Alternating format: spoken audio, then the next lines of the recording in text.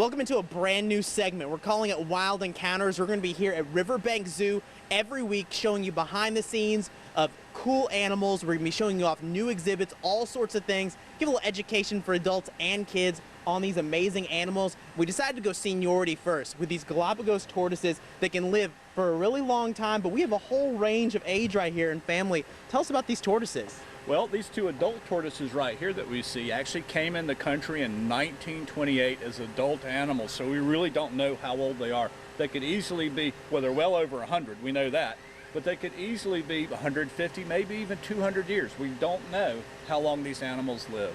So even these little guys right here are going to be around for a very long time, longer than we'll be around. Tell us about, these are two new batches here, one a little bit older than the other. Right. You guys are doing a breeding program. Tell me a little about it. Well, it's actually quite difficult to breed Galapagos tortoises in captivity, and this is the first time that this particular subspecies from Santa Cruz Island has bred outside of the islands itself. And what we have here was the first clutch of Galapagos tortoises that hatched here. This animal is 3 years old, and you can see about how big it is. And it's going to take about 20 years or so for this animal to reach proportions of this large adult.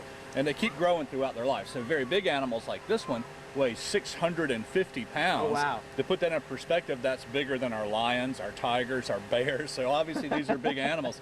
So tell us about the turtles themselves, because you know, there's some things that people talk about, the shells, where they can get in and out of them. I've been told they can feel that, you know, they're a part of them. They can feel when you touch their shells there. Right, they can't get in and out of their shells like you see in cartoons sometimes. The shell is actually made up of their rib cage. It's all fused together with their backbone, and that forms that very effective protective shell. And they're very friendly. You said they like getting scratched. They're almost like a little dog. This tortoise right here likes to be scratched. That's what she's doing. She's soliciting human interaction, and that's very unusual with reptiles like a snake. They don't want to interact with people at all.